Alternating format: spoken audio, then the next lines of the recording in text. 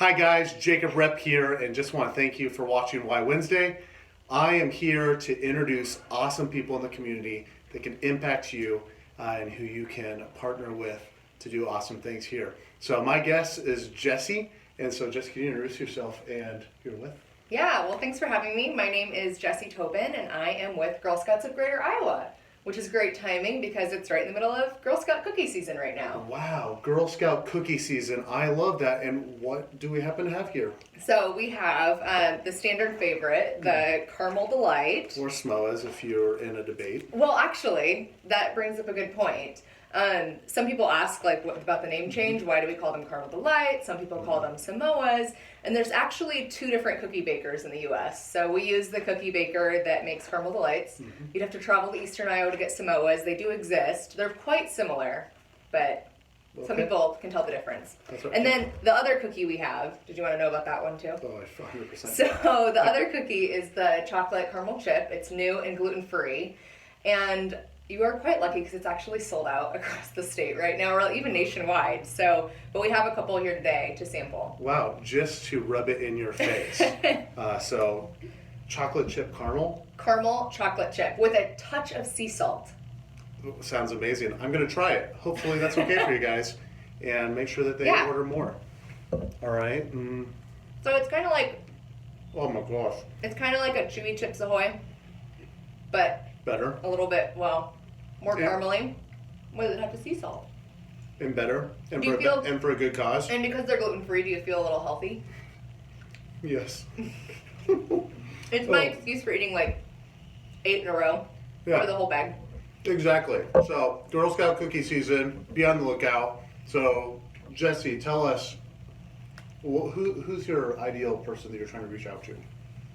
That's a good question. Let me finish the cookie all in my mouth. So who are you trying to reach out to at Girl Scouts? We have kind of two populations. The first would be obviously girls and the volunteers that lead them. So the number one barrier to providing Girl Scouting to more girls is volunteers. We are volunteer run, so we're always looking for willing people to volunteer with troops. Many times this is the parents of girls, but not always. You don't have to be a parent to lead a Girl Scout troop. You just need to be passionate, willing to work with girls, have some planning and organizational skills, and we do require all our volunteers to be background checked. So pass a background check. So that's the girls and the girls and the volunteer side of things.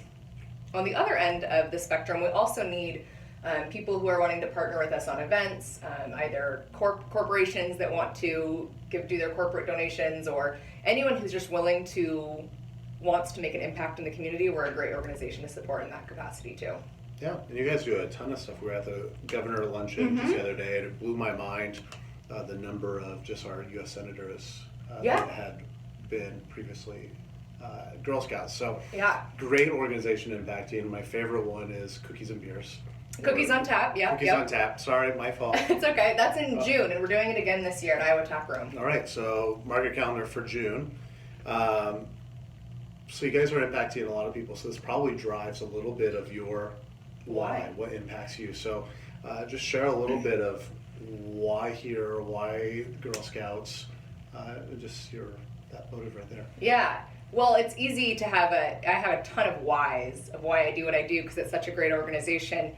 But at the core of it, I think, I heard a podcast the other day that explained this perfectly. It was the On Being podcast. I wrote it down, and it was with Glennon Doyle was who said this. But you can think about philanthropy as a river, and we're always pulling people out of the river. People are always struggling to put food on the table or find steady jobs or keep housing. And philanthropy, we are all good people pulling people out of the river. We're always going to be there for the community, but at some point in time, she says, you have to look upstream and figure out who's pushing them into the river? Why are these people drowning? And what Girl Scouts does, not drowning literally, but just to clarify. Yeah, not literally, but what Girl Scouts does is we are constantly looking upstream.